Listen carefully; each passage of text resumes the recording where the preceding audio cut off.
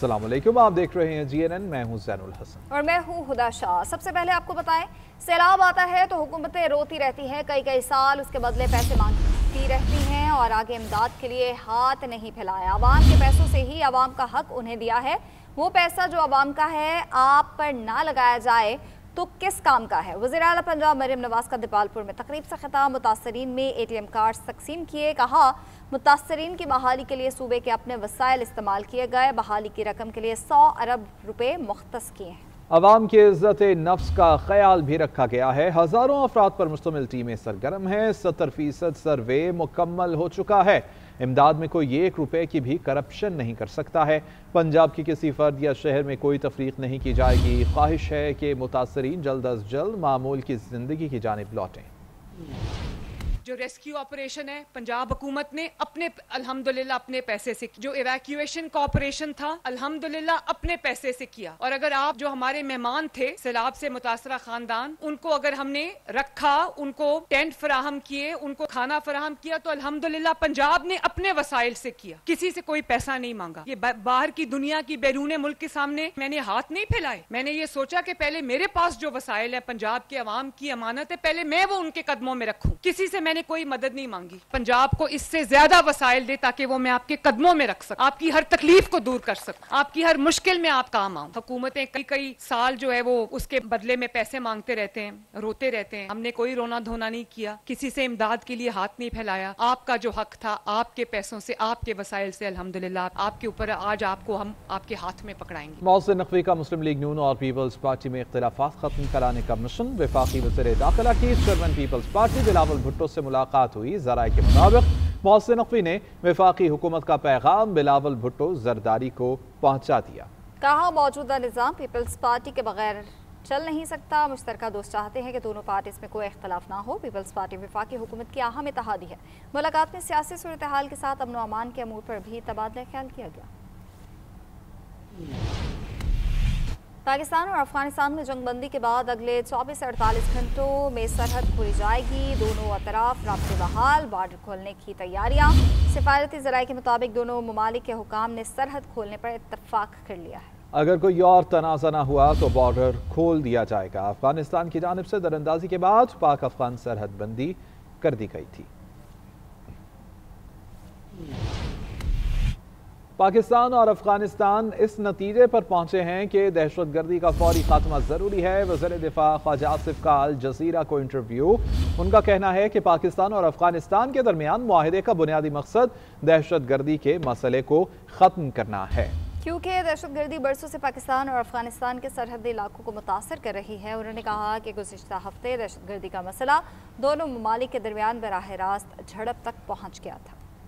پاک افغان معاہدے کا محور انسداد دہشت گردی، دونوں ممالک متفق ہیں کہ دہشت گردی کا فوری خاتمہ ناگزیر ہے۔ وزیر دفاع خواجہ آصف کا الجزیرہ عربی کو انٹرویو، خواجہ آصف نے بتایا کہ افغان وزیر دفاع نے تسلیم کیا ہے کہ دہشت گردی ہی کشیدگی کی بنیادی وجہ ہے۔ آئندہ ہفتے استنبول میں ایک اور ملاقات ہوگی جس میں سیز فائر معاہدے کو حتمی شکل دی جائے گی۔ دہشت گردی کئی برسوں سے پاک افغان سرحدی علاقوں کو متاثر کر رہی ہے، دونوں ممالک دہشت گردی کے خلاف سنجیدہ اقدامات کریں گے، بصورت دیگر خطے کا امن شدید خطرات سے دوچار ہو سکتا ہے۔ وزیر دفاع نے امید ظاہر کی کہ خطے میں امن قائم ہوگا اور پاک افغان تعلقات معمول پر آ جائیں گے، جس سے دونوں ممالک میں تجارت بھی بحال ہوگی، جبکہ افغانستان پاکستانی بندرگاہوں کو استعمال کر سکے گا۔ وزیر اعلیٰ خیبر پختونخوا سہیل آفریدی کی زیر صدارت صوبائی حکومت کا پہلا باضابطہ اجلاس، وفاقی حکومت کی جانب سے KP پولیس کو ملنے والی بلٹ پروف گاڑیوں پر وزیر اعلیٰ کا شکوہ، گاڑیاں وفاق کو واپس بھیجنے کی ہدایت کر دی۔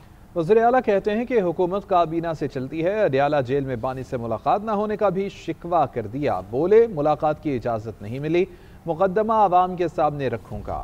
رپورٹ کریں گے سفیر احمد۔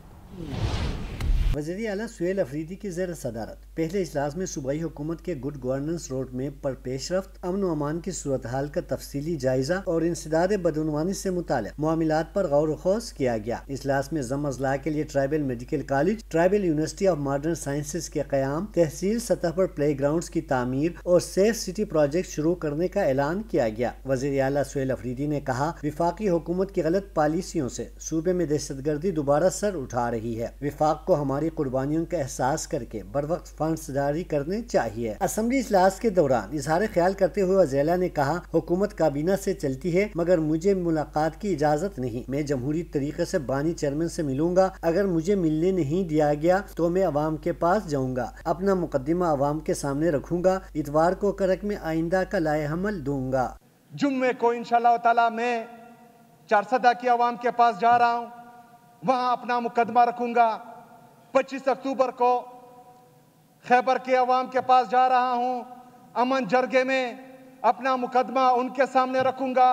اتوار کے دن انشاءاللہ تعالی میں کرک جا رہا ہوں، کرک کے عوام کے سامنے اپنا مقدمہ رکھوں گا اور آگے کا لائحہ عمل انشاءاللہ تعالی کرک میں دوں گا۔ وزیر اعلیٰ نے کہا کہ وفاقی حکومت نے ایکسپائر گاڑی بھیجی جو پولیس کی توہین ہے، میں نے حکم دیا ہے وہ گاڑیاں واپس کی جائے۔ کیمرامین محمد علی کے ساتھ سفیر احمد، GNN پشاور۔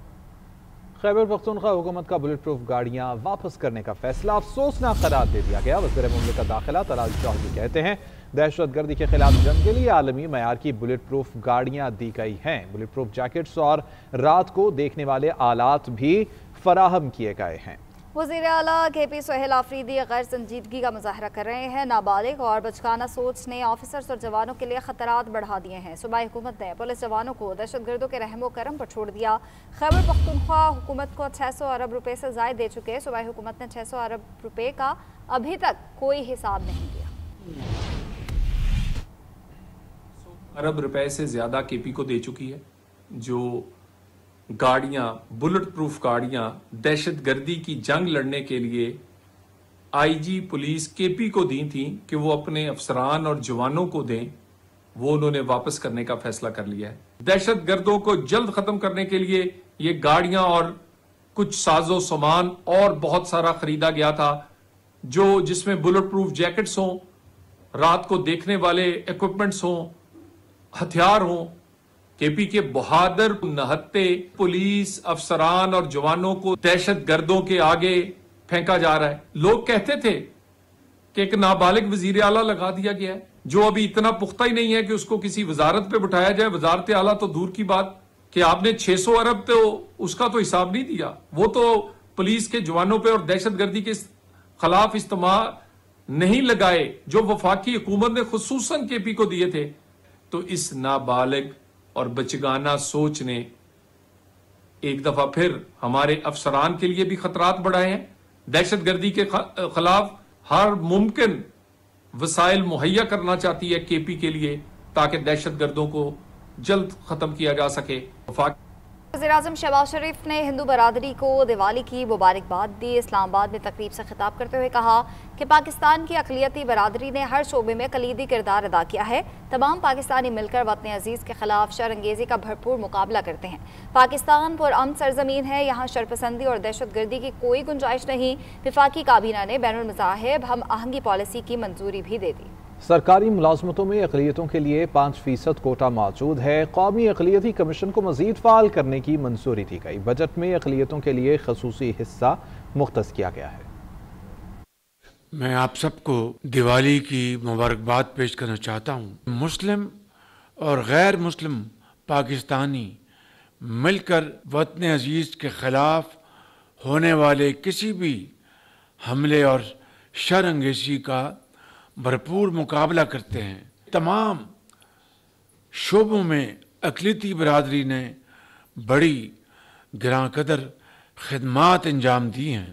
وفاقی ناظرین، ملک بھر میں پیٹرولیم مصنوعات کی سپلائی متاثر ہونے کا خدشہ ہے۔ آئل مارکیٹنگ ایسوسی ایشن نے وفاقی اور سندھ حکومت کو ہنگامی خطوط لکھ دیے ہیں۔ خط میں کہا گیا ہے کہ سندھ حکومت پیٹرولیم مصنوعات پر انفراسٹرکچر ڈیولپمنٹ سیس لینے پر بضد ہے، جس کے باعث پورٹ سے کلیئرنس میں تاخیر کا خدشہ ہے۔ حکومت سندھ کی جانب سے بینک گارنٹی جمع کروانے کی شرط ملک کی سطح پر پیٹرول بحران کو جنم دے سکتی ہے۔ عوام کے لیے پیٹرولیم مصنوعات فی لیٹر 3 روپے تک مہنگی ہو سکتی ہیں۔ ایسوسی ایشن نے وفاقی وزیر توانائی سے بینک گارنٹی کی شرط فوری واپس لینے کا مطالبہ کر دیا۔